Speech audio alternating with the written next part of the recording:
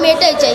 কারণ সন্ত্রাসীরা জানে যে আমরা যদি এরকমের নির্মমভাবে হত্যা করি আমাদের বিচার হবে না, এটা জানে নাই, কিন্তু ওরা এরকমের করছে। তাই আমরা আপনাদের কাছে আমার বিনীত অনুরোধ, আইনমন্ত্রীর কাছে আমার বিনীত অনুরোধ আপনাদের কাছে যে আপনারা এটা বিচারটা ঠিকঠাক করেন, দৃষ্টান্তমূলকভাবে বিচার কার্য শুরু করেন, যাতে করে এই বাংলাদেশে এই দেশটা যেন সবাই বলতে পারে যে না, একটা দৃষ্টান্তমূলক শাস্তি হয়েছে। কোনো সন্ত্রাসী যদি অপরাধ করতে যায় অন্তত 10 বার ভাববে। আমি ভুল বলছি, 10 বার না 100 বার ভাবার মতো আপনারা বিচার করেন। আচ্ছা, আমি 11 জন যে আসামি অ্যারেস্ট হয়েছে, আমাদের প্রথম কাজ হচ্ছে কি যে যারা যারা মূল হোতা তাদেরকে অ্যারেস্ট করা হোক। এখন পর্যন্ত কিন্তু সারার হোসেন টিটু অ্যারেস্ট হয় নাই, আর উনি অ্যারেস্ট না হইলে কিন্তু আমরা বাদীপক্ষ বা আমরা যে সোহাগের পরিবার কিন্তু সুরক্ষিত না।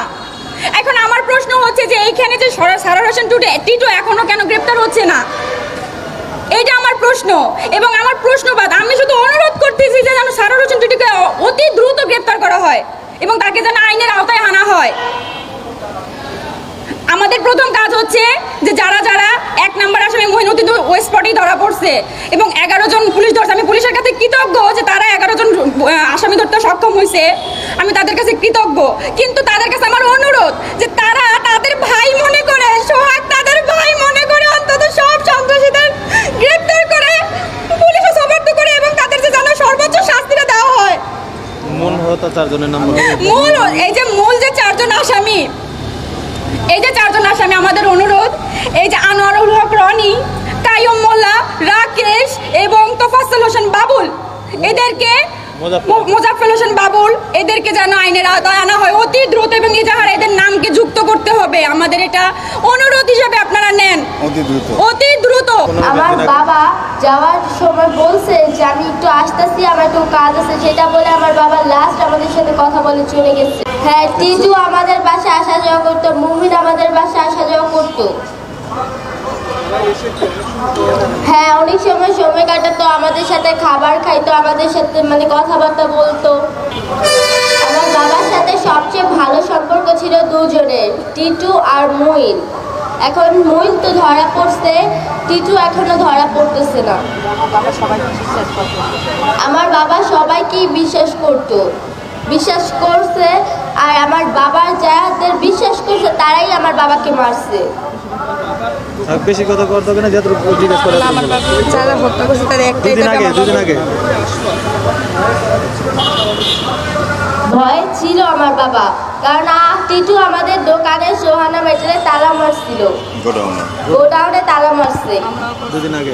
2 দিন আগে গোডাউনে তালা মারছে, সেজন্য আমার বাবা সেই তালা খুলতে গেছে যে আমার দোকানে কেন আমার পারমিশন ছাড়া তালা লাগানো হবে, সেজন্য আমার বাবাকে এরকম নৃশংসভাবে হত্যা করা হয়েছে। আমি সেই সকল চেয়ারম্যান সাহেবের হত্যার বিচার চাই। যারা মূলত আসামি তাদের একজন তো ধরা পড়ছে, এখন টিটু বাইরে আছে।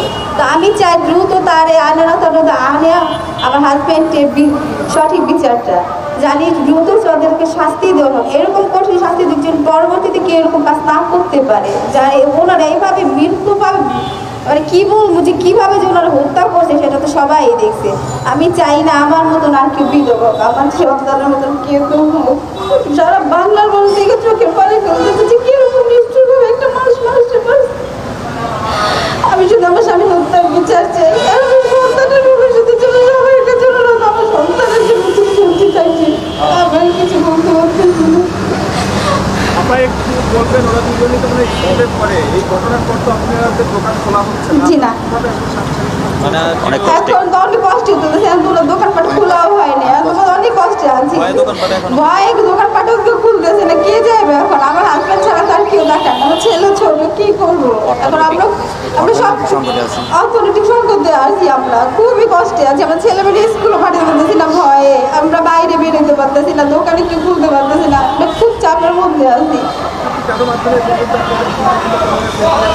ফোনে ছেলে কি ফোনে বলে নেই সেরকম ভাবে, কিন্তু আছে আতঙ্কের মধ্যে যে আমাদেরকে টার্গেটে রাখা হয়েছে, যার জন্য ছেলে মেয়েদের আমরা বাইরে বেরোতে পারতেছি না।